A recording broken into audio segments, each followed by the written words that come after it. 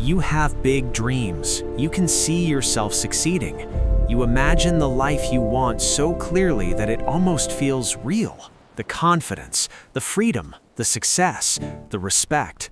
In your mind, you're already there. But when it comes time to actually do the work, something strange happens. You hesitate. You wait. You tell yourself tomorrow will be different. Tomorrow you'll start. Tomorrow you'll become disciplined. But tomorrow comes, and the same pattern repeats. You scroll, you delay, you avoid, and deep down you begin to wonder if something is wrong with you. Your days start with good intentions. You wake up motivated. Today is the day. Today you'll work on that goal. But then you check your phone, just for a minute. That minute becomes 30. 30 becomes an hour. The morning disappears. You tell yourself you'll start after lunch. After lunch, you feel tired, unfocused. Maybe tomorrow will be better. And at night, you lie in bed with guilt sitting heavy on your chest, promising yourself that tomorrow will be different. Yet when tomorrow arrives, the motivation is gone again. The cycle continues. Inside your mind, two forces are fighting. One part of you wants greatness. It dreams big, sets goals, imagines success. But another part of you wants comfort. It wants safety. It wants ease. It wants to avoid failure, embarrassment, rejection, and hard effort. And right now, the comfort-seeking part is winning. Not because you're weak, but because your brain is designed to avoid pain and chase pleasure. This isn't laziness. This is biology. When you think about working on your goals, your brain sees uncertainty and effort. It sees risk, so it offers you something easier. Scrolling, videos, distractions, instant gratification. And every time you choose comfort, your brain rewards you with dopamine. You feel better instantly. The discomfort fades, and your brain learns that avoiding hard things feels good. Slowly, without realizing it, you train yourself to escape the very actions that would change your life. You think the problem is motivation. You believe successful people must feel inspired all the time.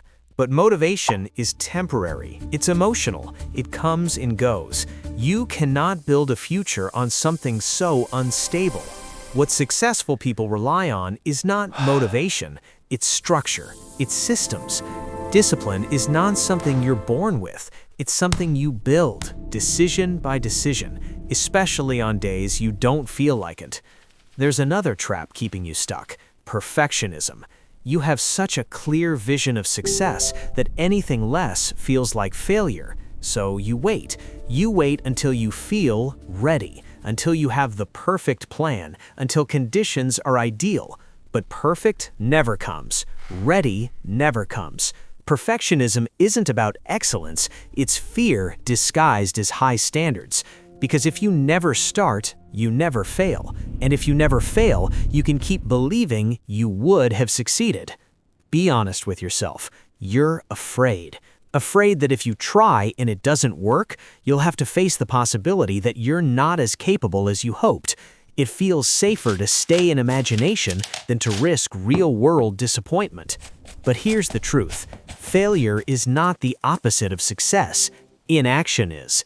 Every successful person you admire failed repeatedly. The difference is they kept moving. They built momentum through imperfect action. If you want to break this cycle, you must accept something uncomfortable. You will rarely feel like doing the hard work. You must act anyway, especially when you don't feel like it. Each time you take action despite resistance, you rewire your brain. Start small. 15 focused minutes, 1 paragraph written, 1 call made. Small, consistent actions build identity, and identity builds transformation. Your environment matters more than your willpower. If your phone is beside you, you will check it. If your workspace is chaotic, your mind will be scattered. This is not a character flaw, it's a design flaw. Remove distractions, turn off notifications, protect a specific hour each day for deep work. Make focus easier than distraction.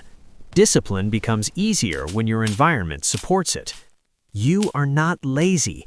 Lazy is not who you are, it's a pattern you've practiced, and patterns can be changed. Ambition without action is fantasy. Action without self-compassion is burnout. You need both discipline and forgiveness.